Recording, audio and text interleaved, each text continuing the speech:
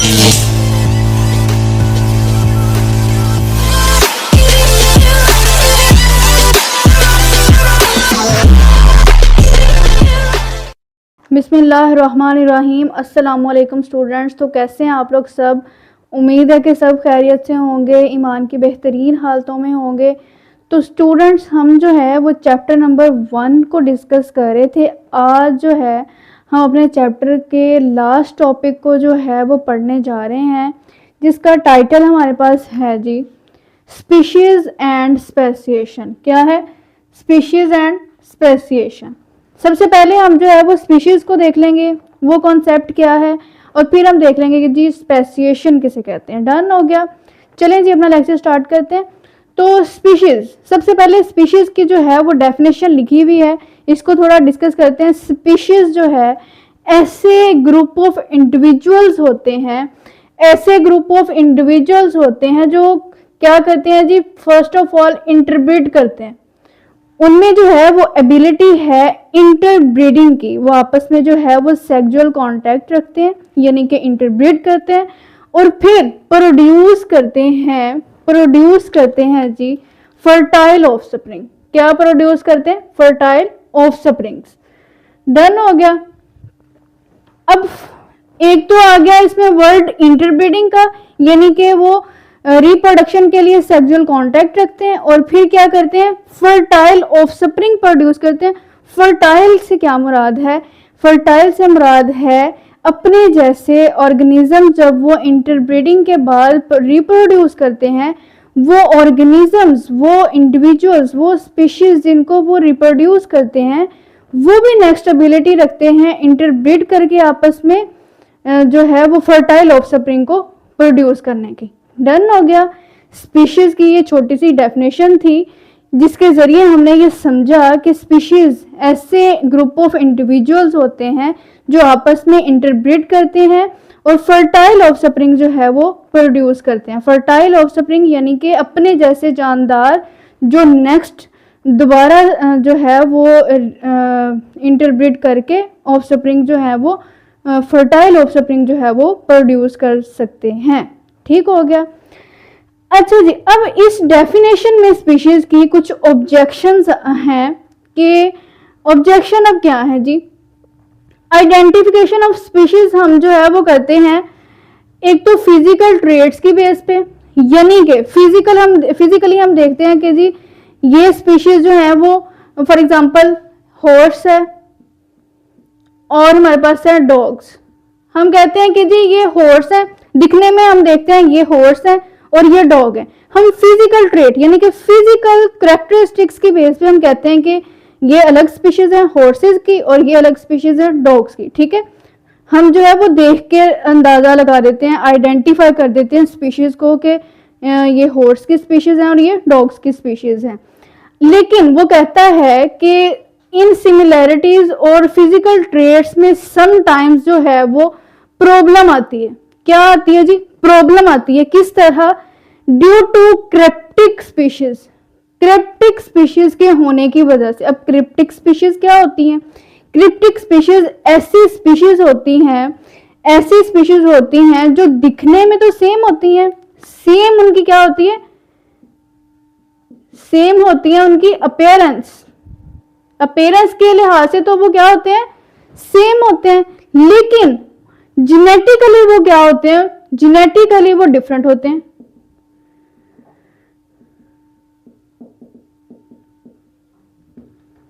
Cryptic species ऐसी species होती हैं जो दिखने में फिजिकली तो वो सेम लगती हैं, लेकिन वो जेनेटिकली जो है वो क्या होती हैं? डिस्टिंक्ट होती हैं, डिफरेंट होती हैं।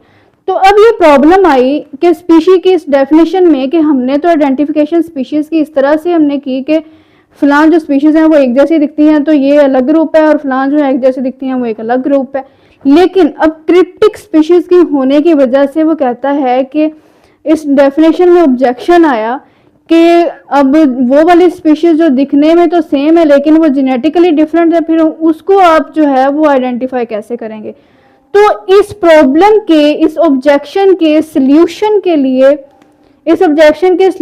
लिए एक जो है वो जर्मन एक जर्मन अमेरिकन बायोलॉजिस्ट आया, जर्मन अमेरिकन बायोलॉजिस्ट, जिसका नाम था अर्नेस्ट मायर। क्या नाम था जी? अर्नेस्ट मायर।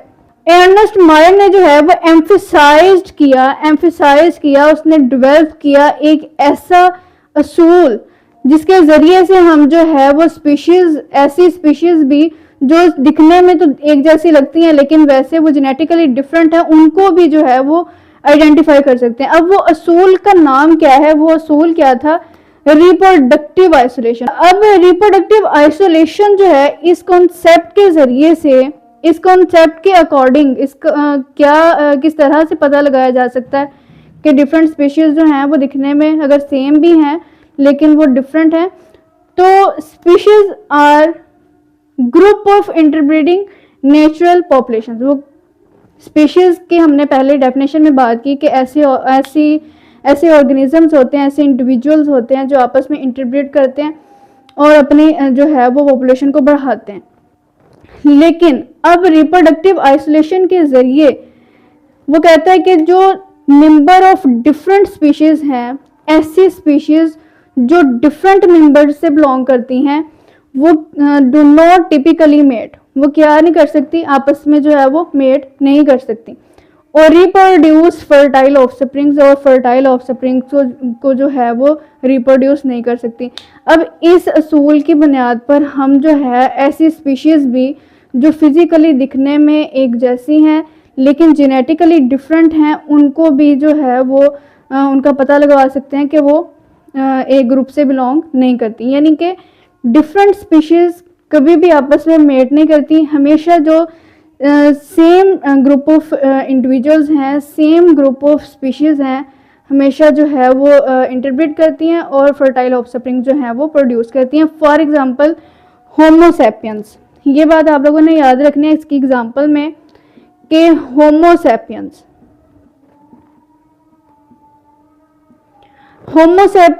ह्यूमंस का नाम है, ठीक है, साइंटिफिक नाम है। ह्यूमंस जो हैं एक ग्रुप ऑफ इंडिविजुअल्स हैं, आपस में इंटरब्रीड करते हैं और अपने जैसे जानदार रिप्रोड्यूस करते हैं, फर्टाइल ऑफस्प्रिंग, ऐसे ऑफस्प्रिंग जो नेक्स्ट जो है वो इंटरब्रीड करके ऑफस्प्रिंग्स को जो है वो रिप्रोड्यूस कर सकते हैं। अब होमो सैपियंस ये एक ग्रुप है और भी बहुत सारे जो है वो वर्ल्ड पर ऐसे ऑर्गेनिजम्स मौजूद हैं जो एक जैसे हैं, ठीक है, अगर वो दिखने में भी डिफरेंट भी हैं लेकिन फिर भी वो जो है उनमें ये एबिलिटी है कि वो आपस में इंटरब्रीड करके फर्टाइल ऑफस्प्रिंग जो है वो प्रोड्यूस करते हैं। इस असूल के अकॉर्डिंग रिप्रोडक्टिव आइसोलेशन, यानी कि रिप्रोडक्टिव आइसोलेशन हमने क्या बात की कि हमेशा जो है सेम टाइप ऑफ स्पीशीज जो है एक ही मेंबर की जो होती हैं स्पीशीज, एक ही ग्रुप की जो स्पीशीज हैं वो इंटरब्रीड करती हैं, ठीक है। डिफरेंट जो स्पीशीज होती हैं, डिफरेंट मेंबर्स की जो स्पीशीज होती हैं वो आपस में जो है वो इंटरब्रीड नहीं करती, मेट नहीं करती, फर्टाइल ऑफस्प्रिंग प्रोड्यूस नहीं करती, हमेशा सेम ग्रुप की जो है वो स्पीशीज आपस में मेट करती हैं और फर्टाइल ऑफस्प्रिंग्स को प्रोड्यूस करती हैं। अच्छा, ये था हमारा स्पीशीज का पोर्शन। अब नेक्स्ट हमने देखना है कि स्पेसिएशन क्या होता है। स्पेसिएशन जो है ऐसी न्यू स्पीशीज हैं जो अराइज होती हैं अपने कॉमन एंसेस्टर से। एक कॉमन एंसेस्टर है, एंसेस्टर यानी कि अबाव अजदाद से कोई एक स्पीशी है, एवोल्यूशन आने के साथ साथ जो है उनमें जेनेटिकल डिफरेंस आता है, क्या आता है, जेनेटिक चेंजेस आते हैं, ठीक है, और रिप्रोडक्टिव आइसोलेशंस भी उनमें होती हैं। इस तरह से जो है वो एक एंसेस्टर से न्यू स्पीशीज जो हैं वो अराइज होती हैं। अब ऐसी स्पीशीज जो अपने एंसेस्टर से अराइज होती हैं, न्यू स्पीशीज, उन ऐसे प्रोसीजर को जो है हम स्पेसिएशन कहते हैं। अब स्पेसिएशन यानी कि न्यू स्पीशीज का अराइज होना अपने कॉमन एंसेस्टर से, वो डिफरेंट तरह के मैकेनिज्म हो सकते हैं। वो डिफरेंट मैकेनिज्म कौन कौन से? सबसे पहला मैकेनिज्म हमारे पास है एलोपैथिक स्पेसिएशन। क्या है जी? Allopatric speciation. अब एलोपैथिक स्पेसिएशन में क्या होता है कि एक ही जो है वो पॉपुलेशन, एक ही एरिया है जहाँ पे सारे के सारे जो है वो ऑर्गेनिजम्स रह रहे हैं, सारी की सारी स्पीशीज जो है वो सरवाइव करें एक ही इन्वायरमेंट में। लेकिन किसी जो है वो बैरियर की वजह से वो लैंड जो है वो एरिया जहाँ पे वो सारी की सारी स्पीशीज रह रही हैं वो जियोग्राफिकली सेपरेट हो जाती हैं किसी बैरियर की वजह से, ठीक है। क्या हो जाती हैं वो ग्रुप ऑफ स्पीशीज जो है, ग्रुप ऑफ पॉपुलेशन जो है वो क्या हो जाती है, सेपरेट हो जाती है किसी बैरियर की वजह से।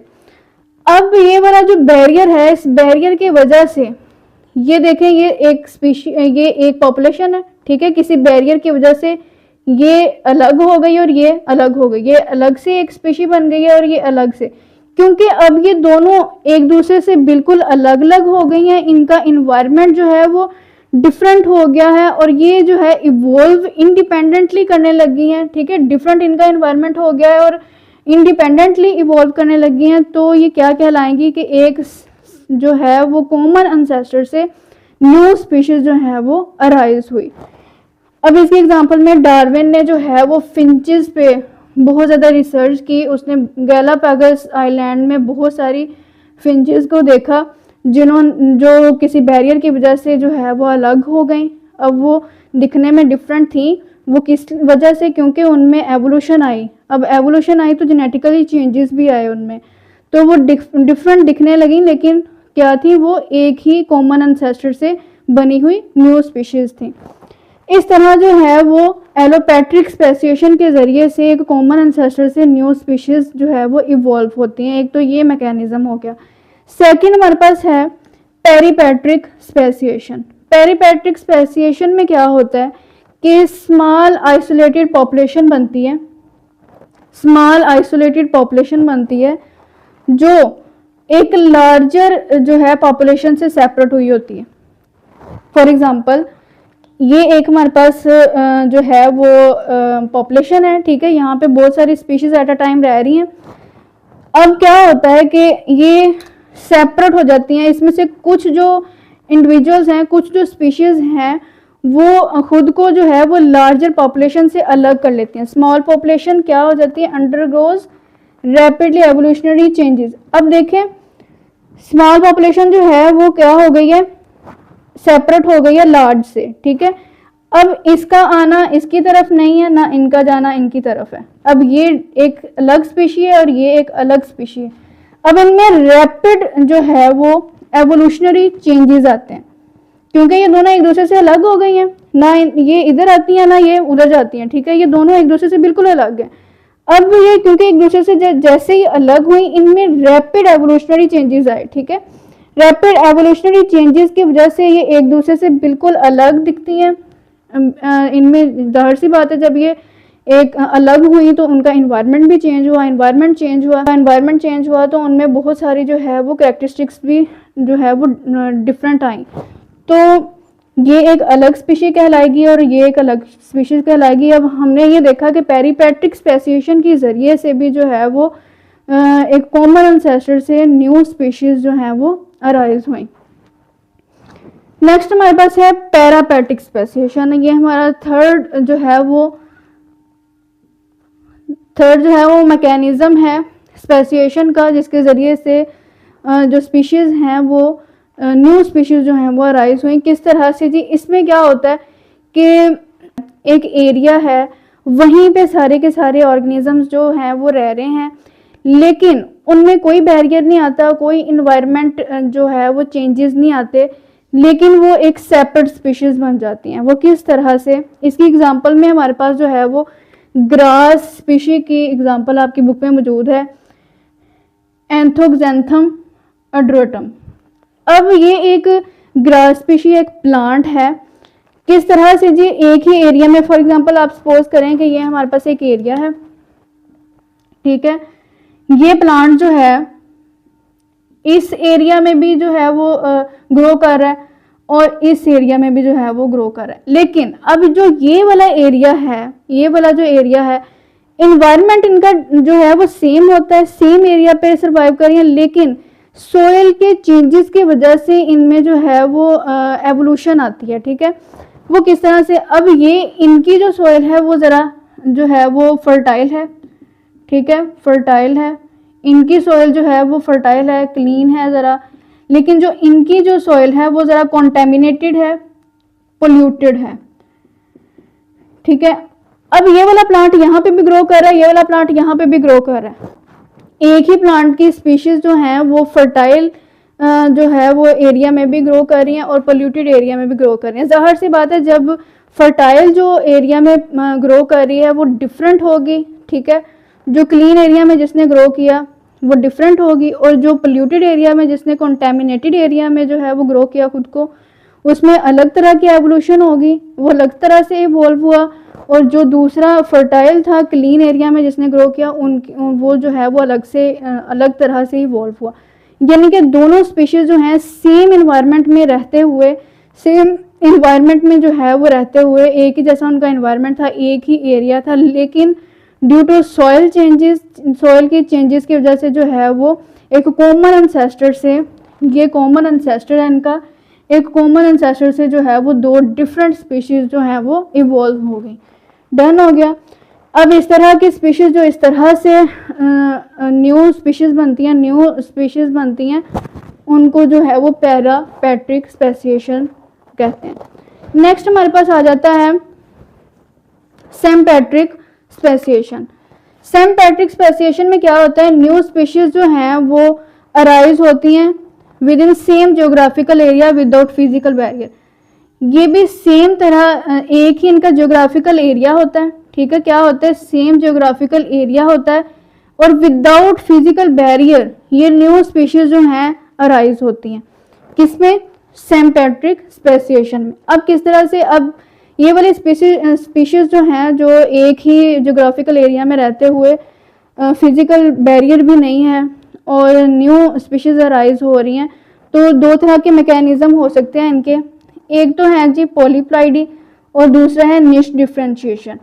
निश जो है वो डिफरेंशिएशन में ऐसे ऑर्गेनिजम्स होते हैं, लार्ज ग्रुप है एक पॉपुलेशन का, ठीक है, एक लार्ज ग्रुप है पॉपुलेशन का, ठीक है, वहाँ पे डिफरेंट ग्रुप ऑफ पॉपुलेशन जो हैं वो एट अ टाइम रह रही हैं, और हर पॉपुलेशन जो है वो डिफरेंट रोल प्ले करता है, डिफरेंट तरह का रोल प्ले करता है। हैबिटेट के हवाले से हो सकता है, फूड के हवाले से हो सकता है, ठीक है, डिफरेंट तरह की रिसोर्सेज के हवाले से हो सकता है। तो उसे हम कहते हैं जी एक स्पेसिफिक रोल जो है एक पॉपुलेशन में रहने वाले डिफरेंट ग्रुप जो हैं वो प्ले कर रहे हैं, उन्हें हम कहेंगे निश डिफरेंशिएशन। तो डिफरेंट सब populations exploit different resources. Done हो गया।